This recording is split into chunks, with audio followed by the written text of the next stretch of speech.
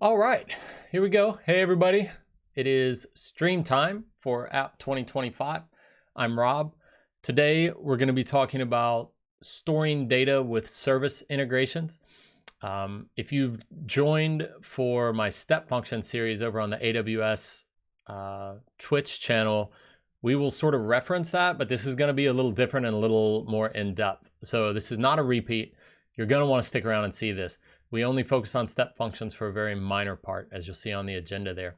So first, I will give a quick overview of what a service integration is, and what we mean when we say that, what it replaces. And then we're going to talk about a new service, not just new to the series, Amazon Kinesis Data Firehose. If you're not using this today, you absolutely should be using it in your application. It's an extremely robust way of moving streams of data around to different locations. And in particular, if you need to both process transactions and set yourself up for analytics, it's a really good choice. So that's what we're going to build with it. I'm going to show you how to get events off of the event bus and into Kinesis Data Firehose so that you can get them stored eventually wherever you store them. For us, that'll be S3. I'll show you how to use AWS Step Functions workflows to store and then by extension retrieve data to and from DynamoDB tables without using any AWS Lambda functions.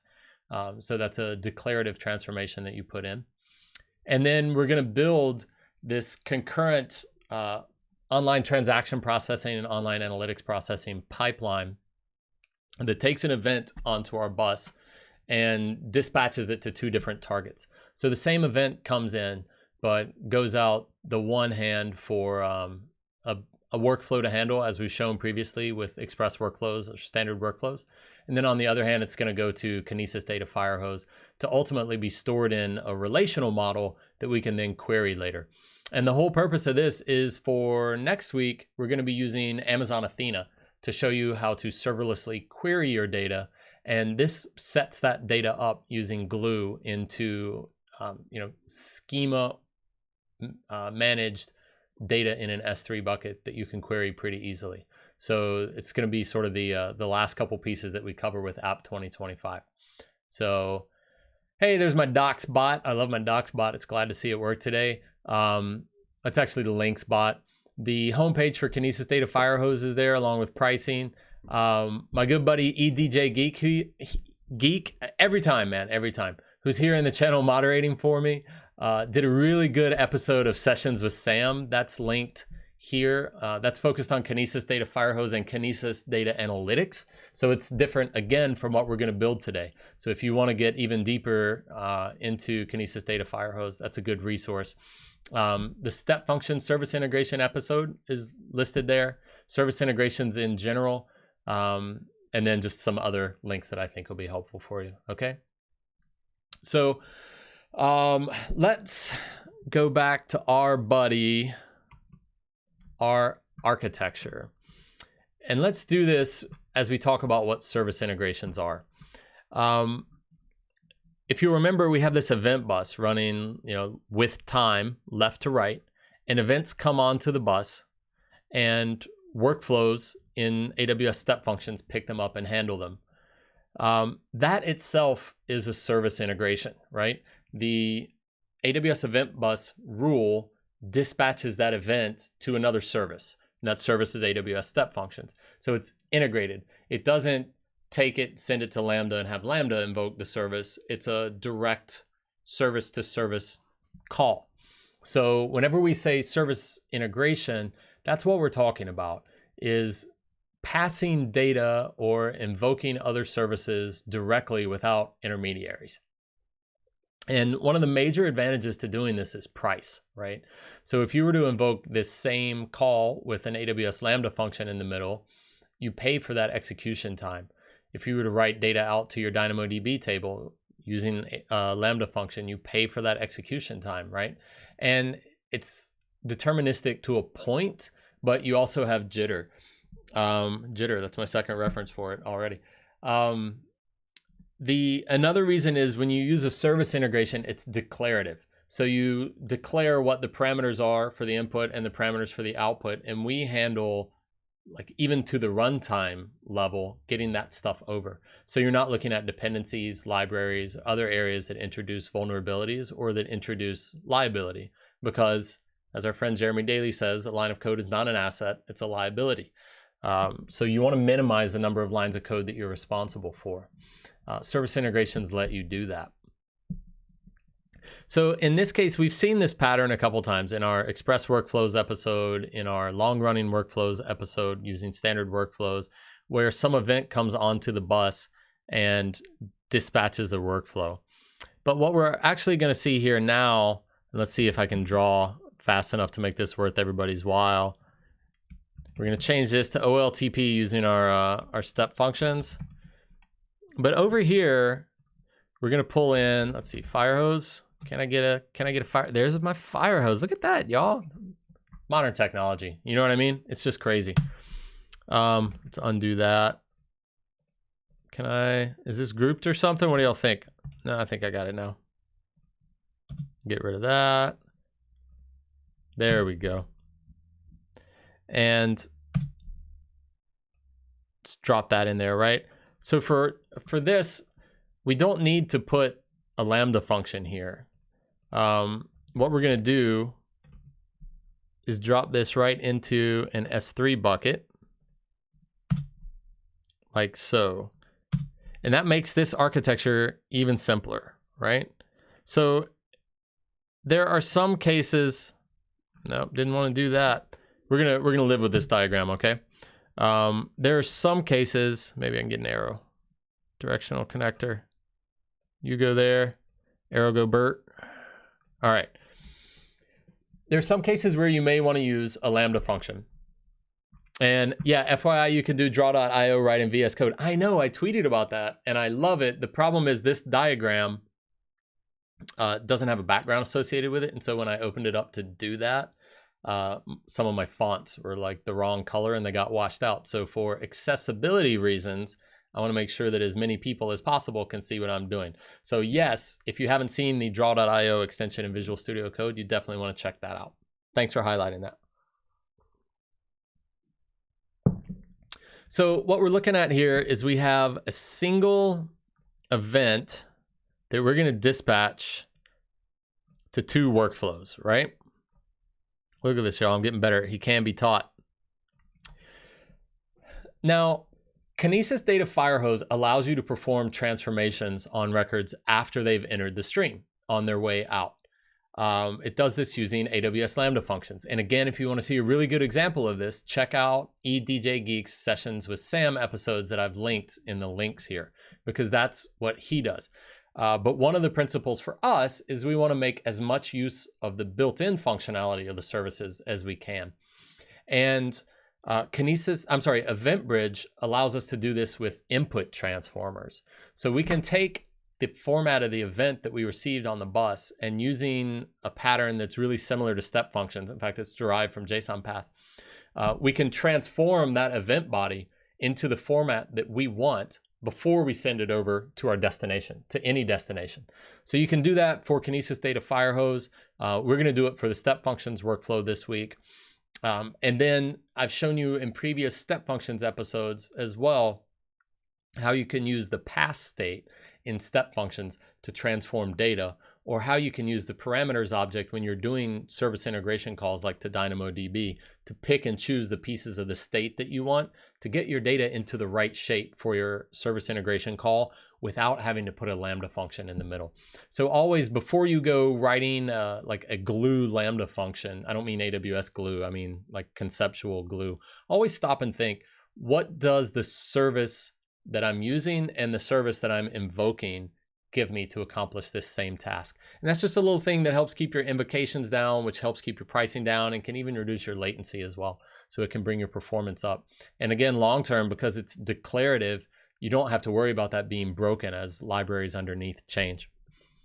So let me take a look at my agenda here. Okay, yeah, destinations. So today our OLAP flow is going to store our data in an S3 bucket so that next week we can query that serverlessly using Amazon Athena. There are a couple other options. One, you can send it directly into an Amazon Redshift data warehouse. So if you're already running a Redshift cluster, then you can use Kinesis Data Firehose to take these records and just spray them directly into Redshift. So that's one format. As EDJ Geek says, don't use Lambda to transport, only to transform. Only to apply business rules, really.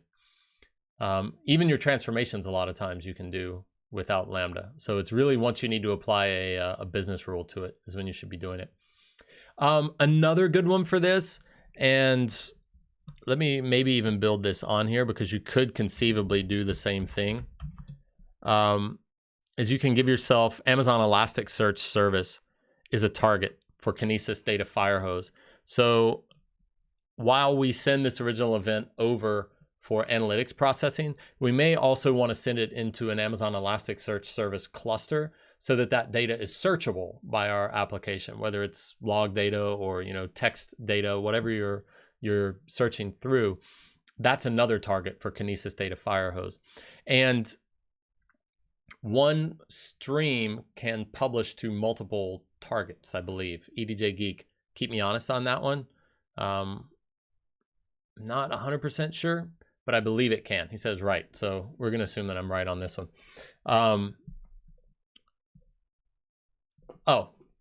Important thing. Amazon Kinesis Data Firehose is a purely serverless service, which means it meets our 4 tenets, right? There's nothing to provision. There's no infrastructure to manage. It's highly available. It auto scales, and you pay for value, right? So you don't have to predefine shards ahead of time like you do with Kinesis. It's the number of records that you push through determines the price you pay, and that's that. End of story. So you can get a look on that on the pricing page, but it's only and transformations because you pay for the compute behind them.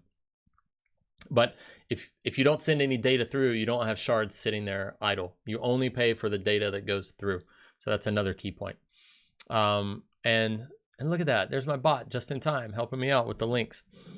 And then the other target that I want to talk about for Kinesis Data Firehose is Splunk. So a lot of enterprises have big investments in time and money in Splunk for visibility into data inside their networks. Kinesis Data Firehose can publish directly into Splunk as well. So if you're a Splunk user, definitely go check that out. I have a different mug today. I apologize if it makes more noise. Hopefully I don't spill it all over myself. You can also do data transformation within the Firehose. That's correct. And there's 2 types. One we're going to do and one we're not going to do. The data transformation within the Firehose, I'd advise you to look at the sessions with Sam. What we're going to do is a format transformation. So we're getting our data in as JSON and we're going to write it out as Apache Parquet. So that's another key point for Kinesis Data Firehose. What we're going to do is one feature where we can archive the raw data. So we'll have actually 2. I need to modify my, let's get rid of you. I need to modify my diagram here a little bit. What we're actually going to have is 2 buckets. And one of them is going to get raw data. And one of them is going to get the data that we transform or process, is what it's called, into Parquet. So this single workflow, EventBridge doesn't really know about any of this. It just knows it has a target. But inside here, we're processing it to Parquet for optimization, for search and querying later. And then at the same time, storing the raw original event. And then you can apply lifecycle policies to these types of things, age them out once they're no longer needed. Do it in test, dev, but not production if you want to use it as sort of a debug mechanism.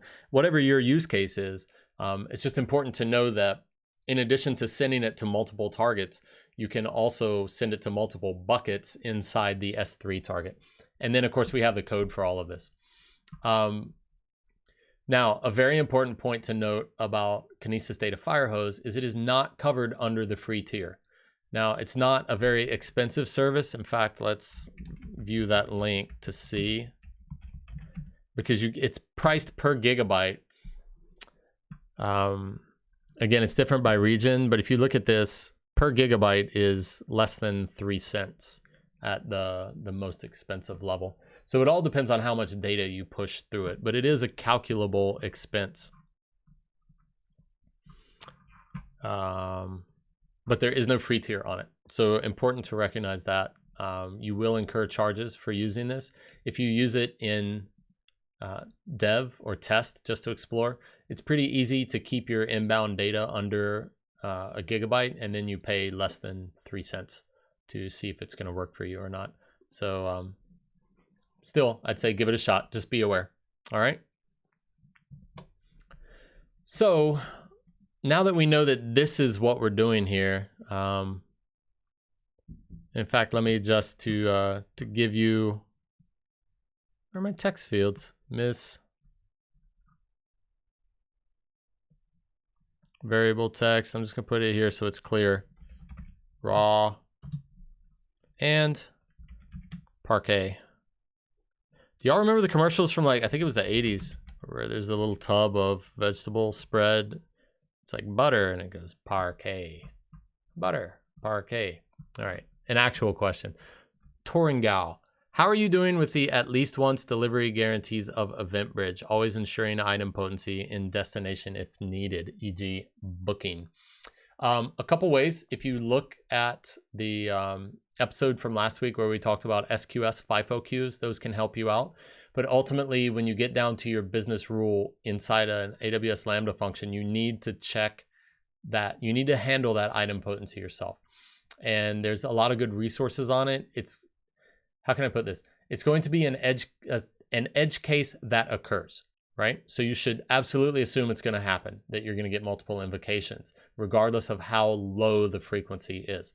The general way to do this is the first time or every time you get an item, you attempt to retrieve that unique ID from DynamoDB to see if you have one in flight or one that's already been processed. And if you find it and it's in a processed or completed state, then you just discard that operation, right? Because it's already been performed to completion. Then beyond that, it's up to you. You may want to just return with a, operation in flight error. You may want to sleep and then check again, something like that. And if you don't find anything, then you write your record into there and start processing. Again, idempotency is non-trivial. We have a lot of material specifically to it, but you do need to be considering it. So good point there. For the way that these types of streams work, if you're sending it to a step functions workflow, the workflow itself is going to execute exactly once. If it's a standard workflow, if it's an express workflow, it won't. So you'll need to consider that. For when you're storing it to DynamoDB from a OLTP perspective, it's largely not an issue if you write it twice. And that's why put item in DynamoDB is both create item and update item. If you overwrite it with the same exact information, including the transaction ID, then you haven't really caused anything to occur unless you're consuming that downstream using DynamoDB streams. And then that's where you need to consider it. Sort of the same for an S3 bucket, right? If you dump this in multiple times for this OLAP flow, it doesn't matter because you're really only overwriting the object. And then you don't run your analytics in real time with this example. You run your analytics in batches after the fact. You're right, in some cases it matters, but make sure that your application architecture really requires it. In a lot of cases, it's okay. It's like eventual consistency, right? Like a lot of times it's okay to have eventual consistency, but if it's not, you need to know it and you need to know how to manage it. Let's pop over to look at the code. And I've collapsed all of this stuff here for us. Real quick, I've gone ahead and deployed all of these stacks because there's a lot going on. We're only going to be dealing with the infrastructure and billing today. But I just wanted you to see that they're already there when you start wondering why I'm not writing this in real time, because it's complicated. So I want to talk about EventBridge to Firehose first. Thanks for the explanation. Hey, thank you. Thanks for the great question. So EventBridge to Firehose. as you saw from the original episode, when we have Event Bridge, we need a rule, and that rule needs a target. And generally an ARN for a role as well. So that's exactly what we have here. We have a transaction rule. We're going to listen for transaction initiated events, which we see here. And then we're going to send them to a couple targets. Let me minimize the step functions target for now so that this is all we need to get it sent over to Kinesis Data Firehose, along with the right permissions, right? You've always got to get your IAM permissions tight. So we use this transaction Firehose role, and this all comes out of the docs. These, like, don't be frightened by any of this stuff. This all comes out of the docs. But we need to be able to write our S3 objects into our bucket. This is both the raw data bucket and all the objects in it, and the process data bucket and all the objects in it. And then again, when you look at glue, I've sort of shortcutted here to avoid having the same thing built for all of them. But you need to be able to call these three operations. These are less relevant today. We're going to have a tightened up policy for next week. That's more relevant next week when we go to Athena. But I did want to include it so that you can see that there's another step in there, right? You have to have this glue schema defined. And you'll see that when we define the pipeline itself. But to get from Event Bridge, sorry, I just showed you the wrong role. I was wondering why that was so complicated. To get from Event Bridge, this is just like what we used in the customers microservice before. To get from Event Bridge to Firehose, you just need a role that can be assumed by events, and it needs to be able to put record and put record batch onto your Firehose, and that's it. So this is actually properly scoped down. So that'll get our resources into the Firehose.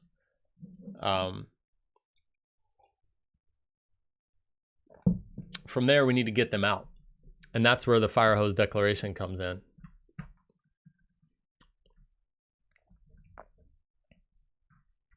So real quick, don't name your S3 buckets because it doesn't matter. In reality, you'll probably get these as parameters from somewhere else in a production application. But as we said, we have a raw data bucket and a process data bucket. And after I show you the definition, I'm gonna come back and show you the difference in how these two get written out in those buckets themselves.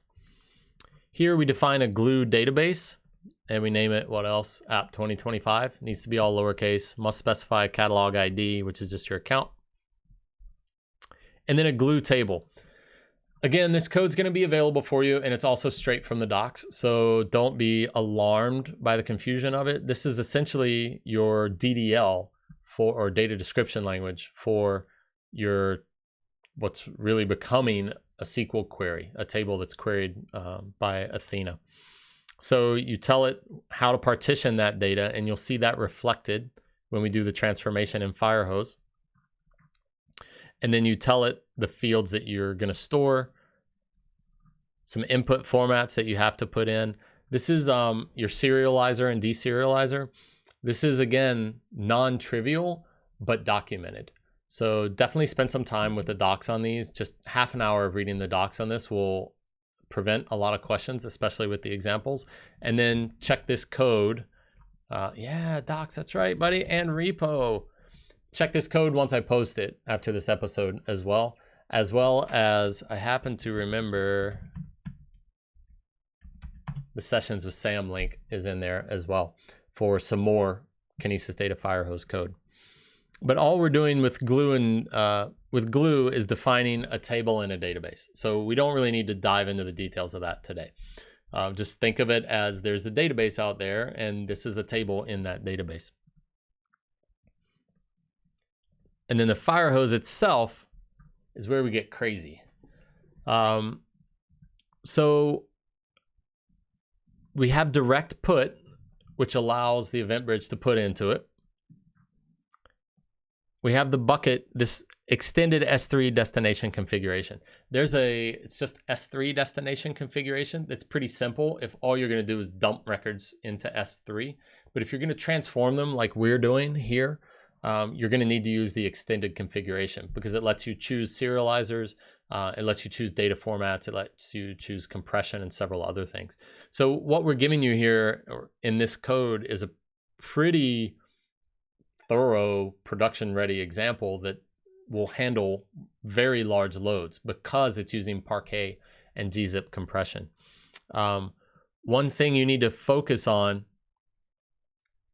when you're doing a transformation, you have to set your compression format to uncompressed. That's because the serializer handles compression for you at the end. And if you send compressed data into the serializer, it doesn't know how to handle it. So you'll see here we have this data format conversion block, and that's what's taking our format from JSON to Parquet. And then in the end, that Parquet serializer is going to compress it using gzip for us. So we save on storage. We get that good, fast, searchable, columnar Parquet format. Gives us exactly what we want to use. And then for the schema configuration, it's that same catalog ID, reference to database, reference to region, our own role with those permissions that I showed you earlier, and the table name. And we've just locked to latest here. You can do versioning and aliases, but we've just locked on the latest version so that we always get the latest version of the schema. I'm going to come back to this error prefix and error output prefix last, because that's where you actually see the difference in the buckets. So for buffering hints, that's how long that Kinesis data Firehose is going to allow records to accumulate before it attempts a write. If you'll notice down here in the buffering hints for the backup configuration, it's 60 and 1. That's because we're just writing raw events there. Up here it's 60 and 64. So when you do a Parquet data format transformation, your minimum size in megabytes is 64. Again, we're going to give you this code. It's in the docs, and it's also some of the best errors that I've seen from CloudFormation with Kinesis data Firehose. It tells you exactly what's wrong and that the minimum size has to be 64 if you try to do that as one. So really good stuff here. That's the buffering hints, how long it's going to buffer before writing out. S3 backup mode is enabled. If you enable it, you have to provide a configuration. We just give it the ARN of the bucket we created. We want to compress it there too.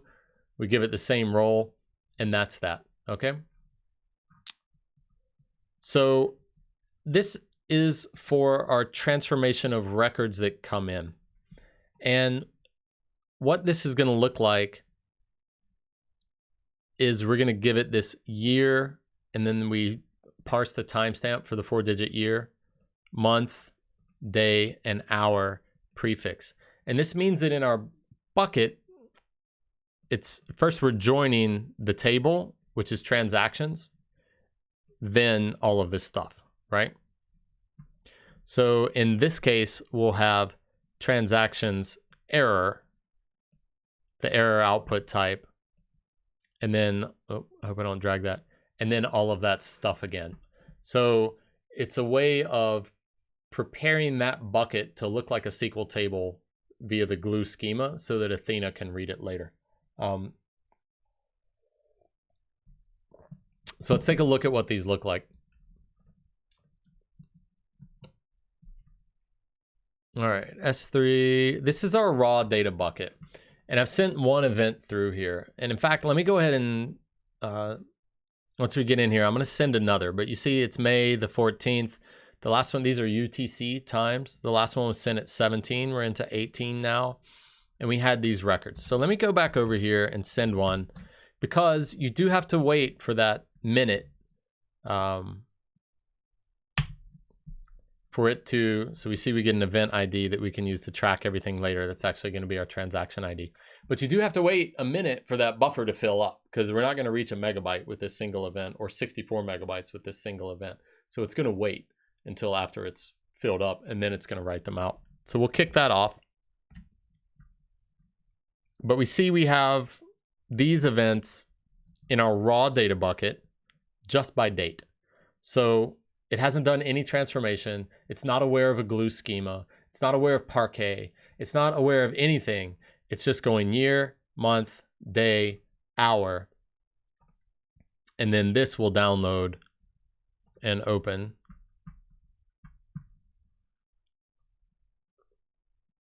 I'll bring this in here.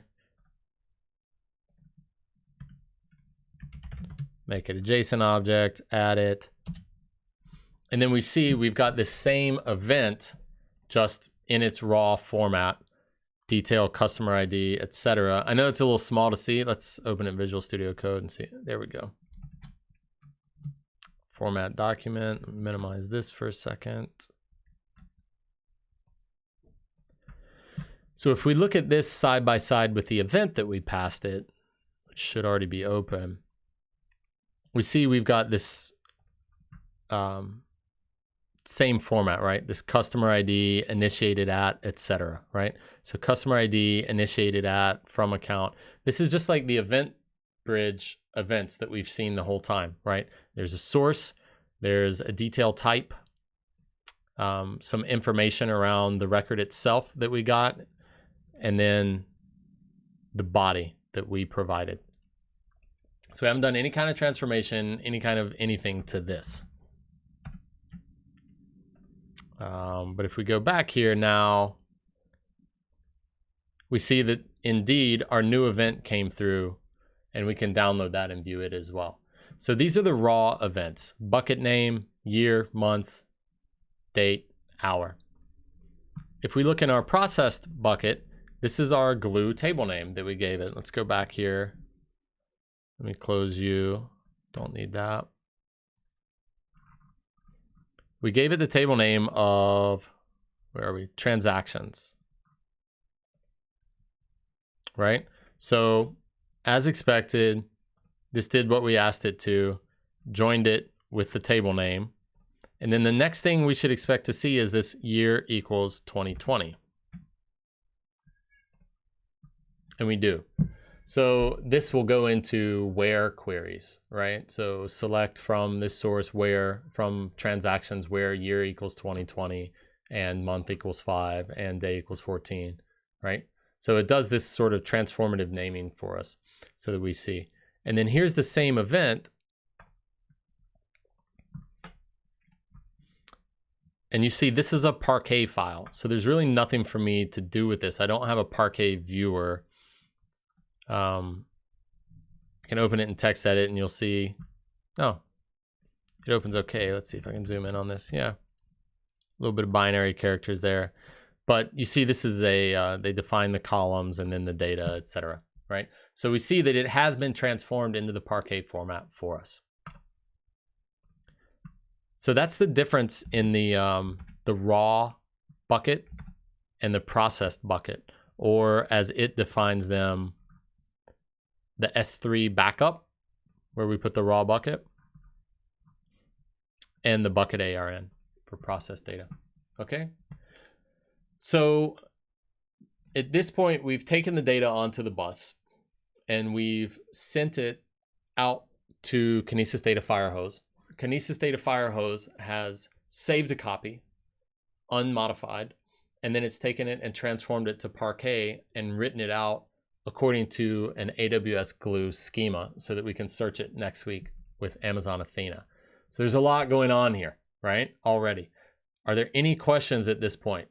Because the next part is easier. So it's better to ask your questions now if you have them. And we can dig around in this. All right, super. Gonna drive on. The next thing that we're gonna do, if we return to our diagram, so we've done this already. And now we know that we've got that stable there.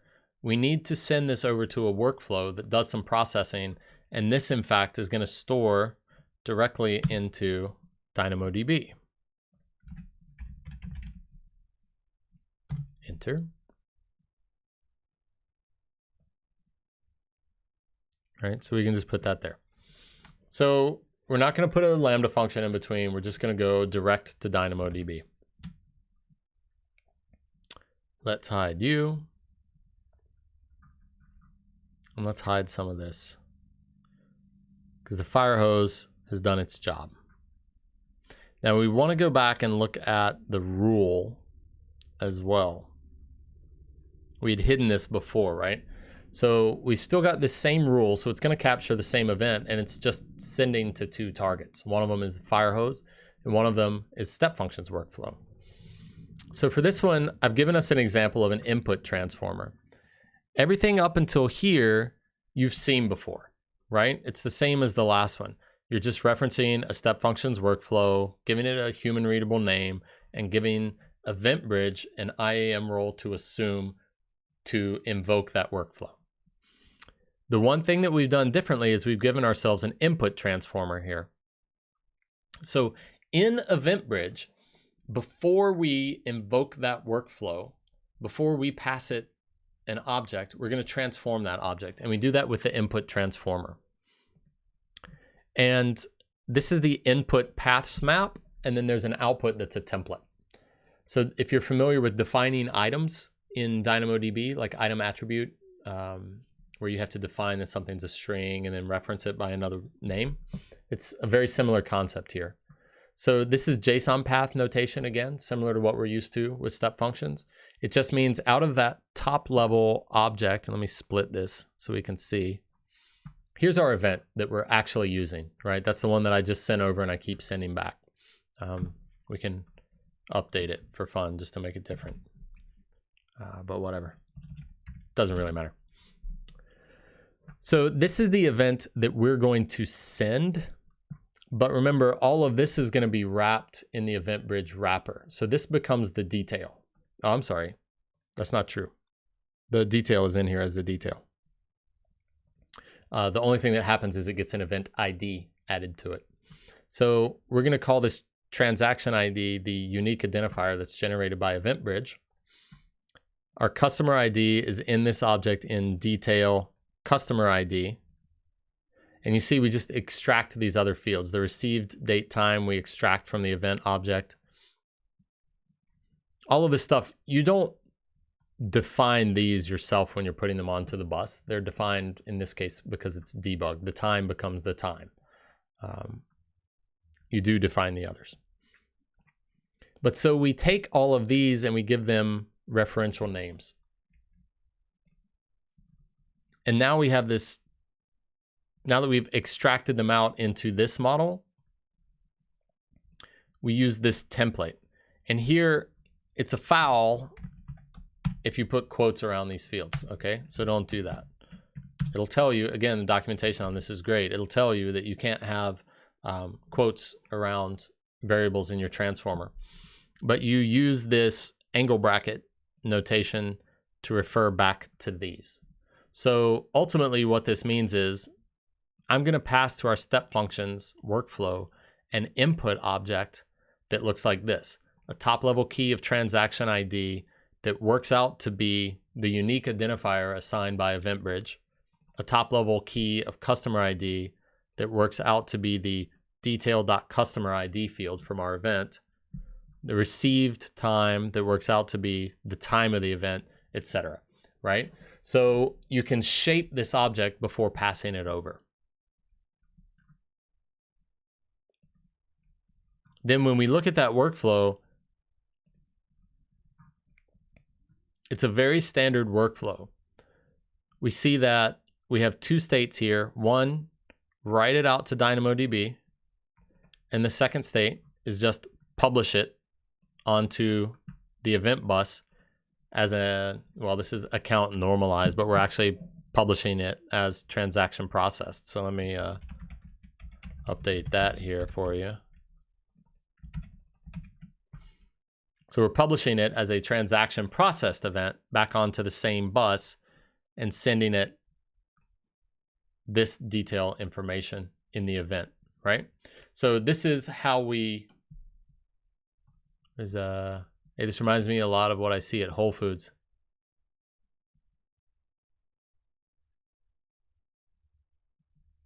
I don't know where to go with that, but all right.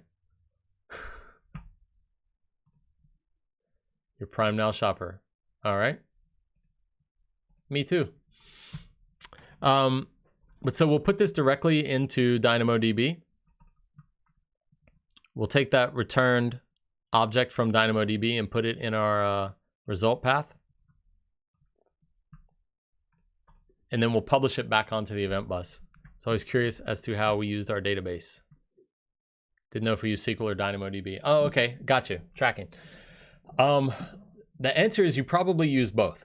And sort of the generic best practice, unless you know otherwise, is to use DynamoDB for OLTP like we're doing here, and use some sort of SQL database or data warehouse for your analytics.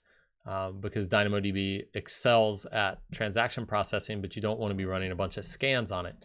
SQL is a solved problem, a well-known domain, so you were probably using both together. Not necessarily sure that it was S3 and Amazon Athena, might have been Redshift, might have been something else. So, all right, cool. Yep, you're welcome. So from here, we've got this published, and we can go back to our step functions console and see what that looked like for our most recent execution. So this is the one that we ran in the middle of the show. You see it's got that same event ID that we had before.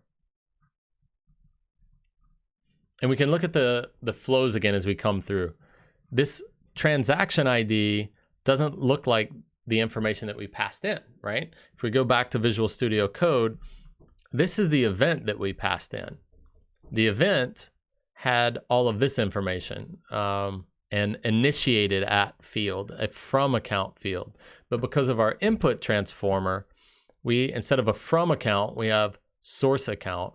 Instead of initiated at, we have requested date time. So it's a way that you can, if you have a legacy workflow that you need to consume new standardized events, like you've standardized on a certain schema, but you don't have time to modify that workflow, you can use an input transformer to take the new standardized schema and shape it the way that your legacy workflow expects it, so that you don't have to go through breaking changes to your workflow. You can just leave it in place, even though other applications are now putting events onto the bus in the correct format. So this is a really powerful migration pattern. Always remember this if you're trying to bring a legacy workflow into an event bridge driven application.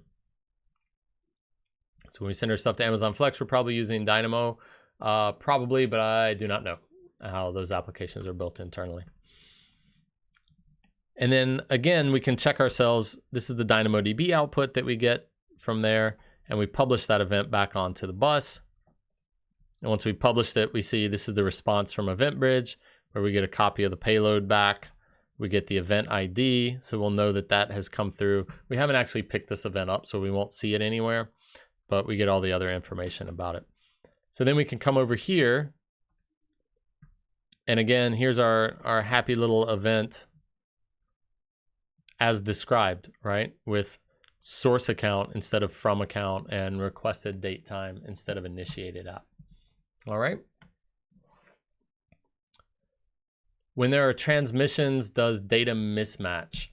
I mean, it depends on how you can configure it. So it's up to you to match the data that you expect and the data that you send, right? One powerful tool for this, again, is schema registry in EventBridge.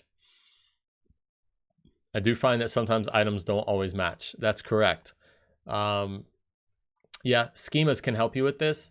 If you haven't checked into schemas in EventBridge and the schema registry, that's another good tool. If you use that to build your applications, then you already know. You also have schema discovery that we recommend you enable in sub-production environments, because it lets you see when errant events start getting published onto the bus, right? So if you start seeing a new event that you didn't expect or define, that's probably an error in that application, and you want to hit the pause button and investigate that a little further to see what's going on there. And that'll help you with this data back and forth. So at this point, we can see we've got data from a single event coming into a couple different places, right? We've got data from that event. It's making its way through our online transaction processing workflow and step functions and being stored into our DynamoDB table. It's making its way through an OLAP prep flow where the data is being transformed and stored into S3 according to an AWS glue schema so that we can run queries against it later. And all of this has happened without any AWS Lambda functions at this point. So we don't have code vulnerabilities and liabilities and dependencies to maintain. We have this entirely declarative configuration that gets us from end to end. So in fact, at this point in the entire application, we've done EventBridge as the backbone of your app. We've done express workflows for short running processes. We've done long running workflows for human interaction, done service integrations. I feel like I'm missing one at this point. I may well be missing one of my own shows, but out of all of these shows, we've written one Lambda function. And we've only written that function to put data back onto the EventBridge bus for services that don't have a direct service integration with it. So it's a generic function that we can use. I'm trying to find my own link here, and I can't. Anyway, we've either done 4 or 5 episodes. I'm a little tired. But in all of those episodes, this is the 5th episode. Across all of those episodes, we did simplifying your architecture with Amazon SNS and Amazon SQS. So across all of those episodes, we've only had to write one Lambda function. And again, as I said, that was just a function to merge some of these services back with EventBridge. So there's a real powerful pattern here, right? You can sort of take this entire repository and clone it, and the Lambda functions should be in there. This is not an anti-Lambda show. They're important, they matter, but that's where your business logic goes. That's where your special sauce, your company's value add should be, is in those Lambda functions, not in making these services talk to one another, right? So what I've tried to give you here is the setup for a fully distributed, fully decoupled, fully resilient, fully serverless backend application that handles all of your needs. And now you need to plug your actual business processes into them.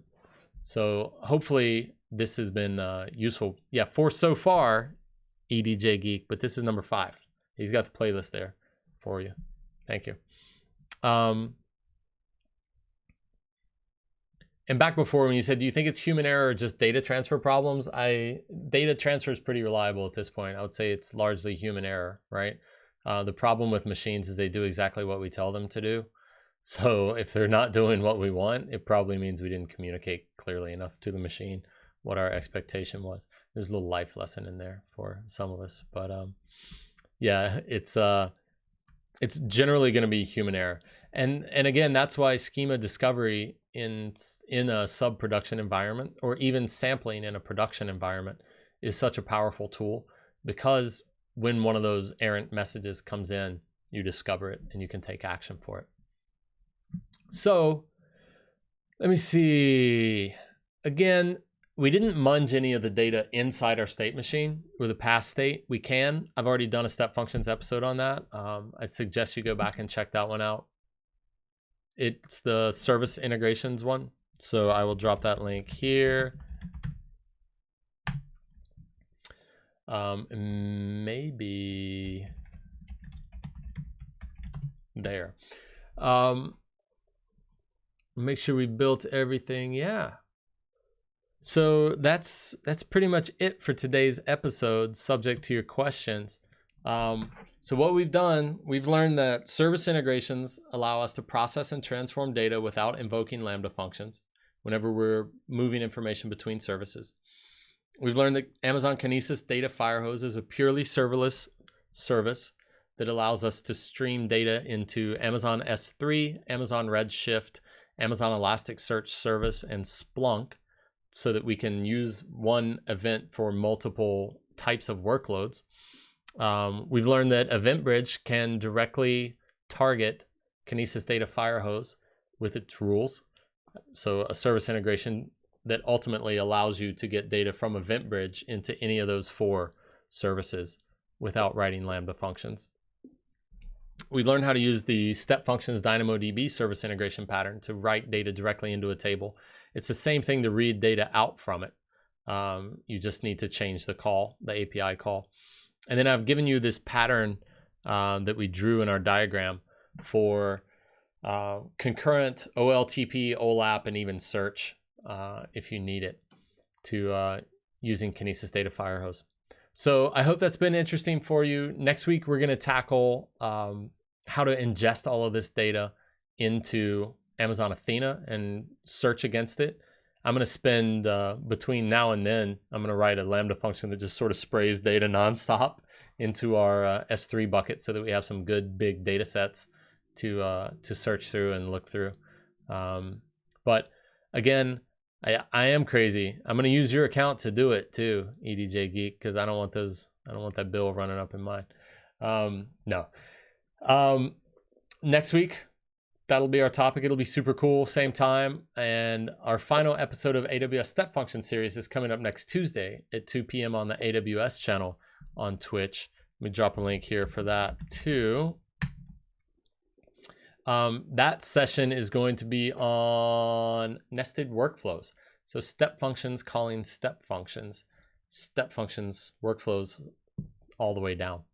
So definitely an important topic, especially when you consider how you can use long running workflows to consume short running workflows and orchestrate them together and eliminate some of the code that you don't want to be writing. Please join me for that. Otherwise, I don't see any new questions coming up. So yeah, Torngal, thank you for joining. Thanks to everybody, Pescatariat, thanks for all the questions. And I hope to see you all next week. Have a good weekend and go out and do some building, all right? Bye, all.